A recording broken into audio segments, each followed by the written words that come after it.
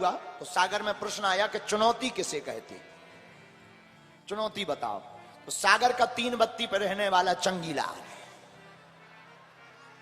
चंगीलाल के हाथ में पेपर पड़ गया तो उसके पेपर में आया कि चुनौती किसे कहते हैं बताओ, 10 शब्दों में लिखिए। चंगीलाल बोले 10 क्यों, 2 में लिखो। अब सागर का आदमी छोटा मोटा तो है नहीं, तो उसने उत्तर में लिखा आगे पढ़िए। दूसरा पेज खोला, आगे पढ़िए। तीसरा पेज लाइन खींची, आगे पढ़िए।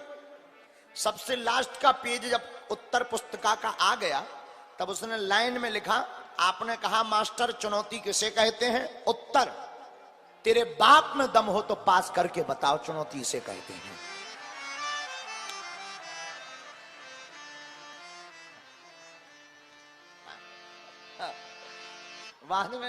बाद में जिस मास्टर ने वो कॉपी देखी, जांच की, उसने रिटायरमेंट ही ले लिया।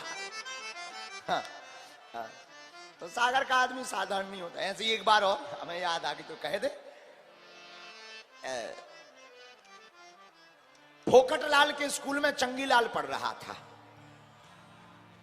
फोकटलाल के स्कूल में चंगीलाल पढ़ रहा था। फोकटलाल मास्टर था, टीचर था। उसने कहा चंगीलाल जी गुरुजी, पानी में रहने वाले 5 जीवों के नाम बताओ। चंगीलाल बोला 1 मेढक।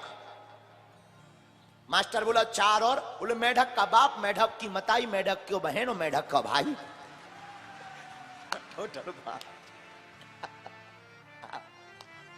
बोले हो गए 5।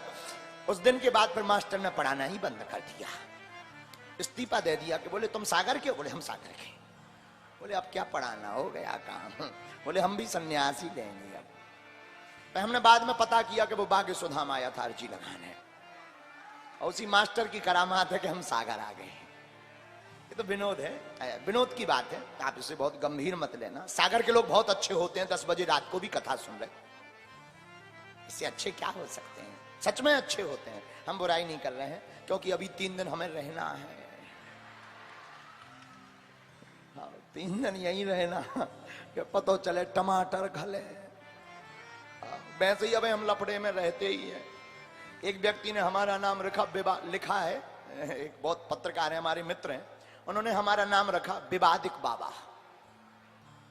हमने कहा आई एम नॉट बाबा, लेकिन तुम लिख रहे तो कोई दिक्कत नहीं। इसलिए हम कह रहे हैं आप लोग बहुत अच्छे हो, या तो ऊपर इंद्र की सभा, नीचे आप बहुत अच्छे।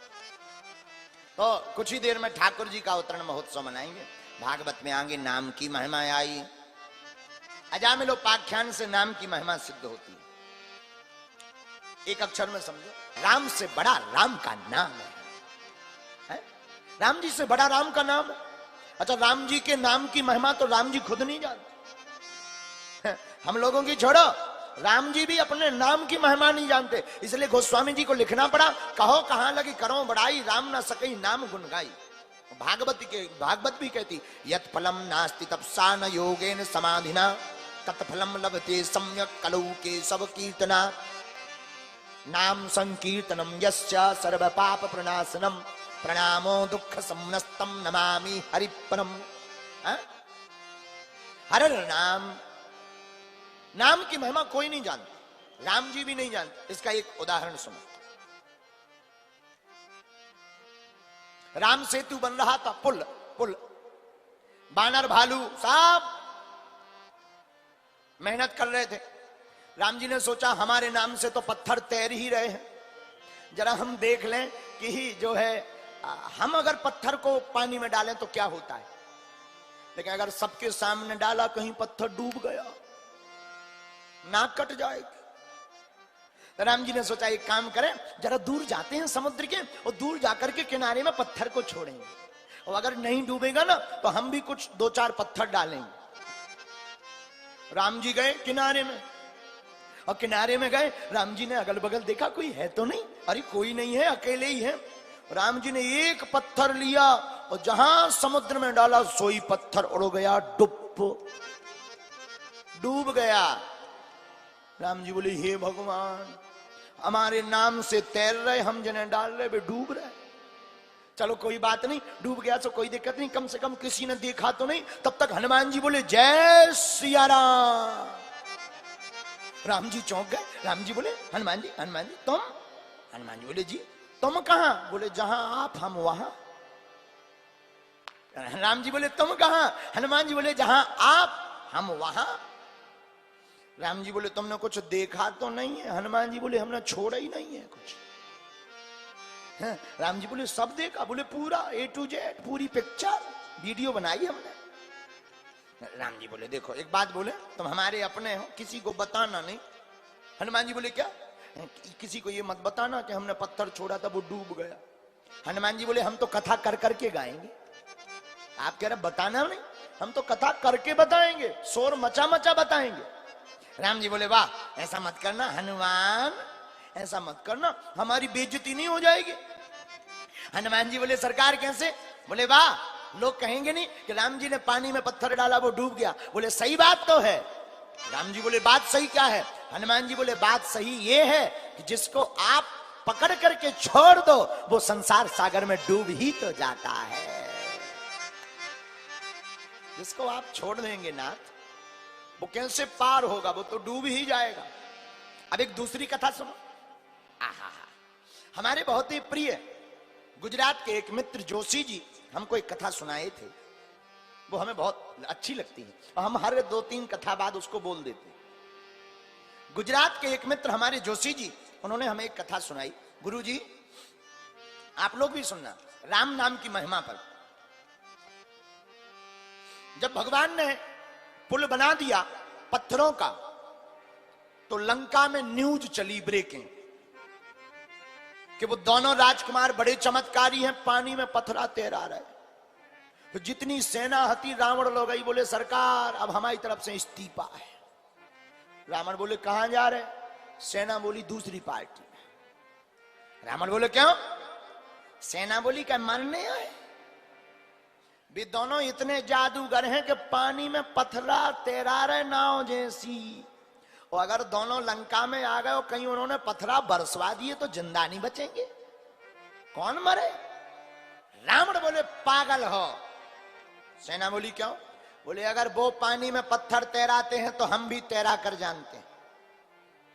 प्रजा बोली आप ये मंत्र जानते हो कि खाली फोकट में बोल भर रहे? रावण बोला नहीं जानते हैं। प्रजा बोली हम ऐसे नहीं मानेंगे, डेमो दिखा करके बताओ तब मानेंगे। रावण बोला कल आ जाओ समुद्र किनारे। रावण बड़ी फिलो फिलो में तो कह गो कि हम मंत्र जानते हैं, पर रावण कुछ नहीं जानता था, हलुआ। ऐसा उसे कोई मंत्र ही नहीं आता था कि पानी में पत्थर तैरा सके।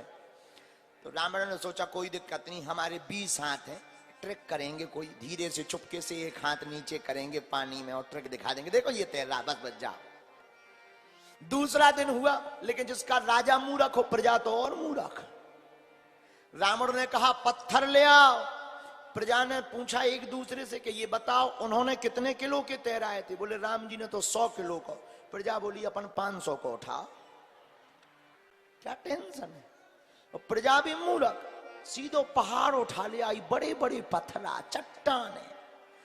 रावण का पसीना आ गो के छोटो मोटो तो तैर ही जा, तो जो चट्टाने कौन बाप तैरा था, ये कैसे तैर रही? रावण का दिमाग खराब। प्रजा बोली पसीना ना मारो तैरा। रावण बोलो हाँ चिंता मत करो, टेंशन मत, अभी तैरा थे, टेंशन मत लो, ले आओ इधर।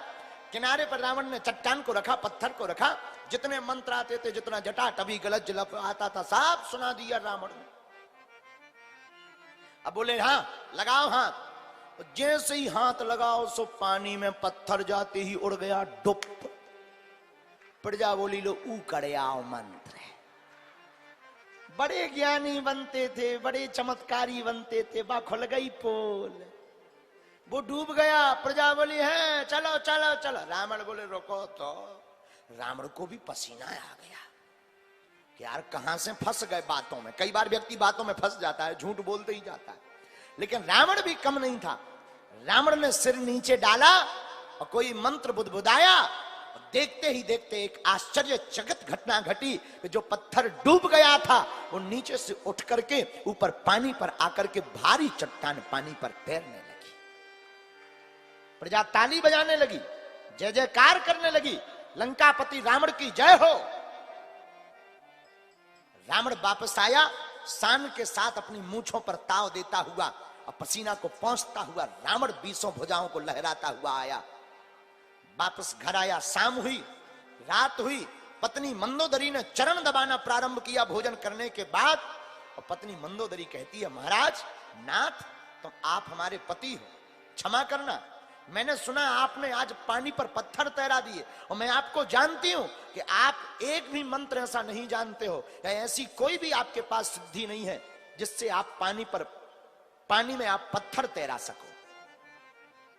हमें पता है आप एक भी मंत्र ऐसा नहीं जानती कि आप पानी में पत्थर तैरा सको, पर आपने किया कैसे? और आप सुनकर आश्चर्यचकित होंगे कि रावण पहली बार 20 आंखों से रोया है, आंखों में आंसू भर के कहता, देवी तुम सच कहती हो, हमारे पास ऐसा कोई मंत्र नहीं है जो हम पानी में पत्थर तैराएं, लेकिन जब आज हमारी नाक कट गई, पानी में जब पत्थर डूब गया और प्रजा जब जाने लगी, तो देवी हमने सिर नीचे डाल करके पत्थर को कहा कि हे पत्थर, तुझे राजा राम की सौगंध है, हमारी नाक बचाने के लिए बाहर आ जा। और बोले वो राजा राम की सौगंध मान करके पत्थर ऊपर आ गया और देवी हमारी नाक बच गई। ये हमारे राम के नाम का प्रताप है कि शत्रु भी राम के नाम को लेकर के अपना काम चला लेता है।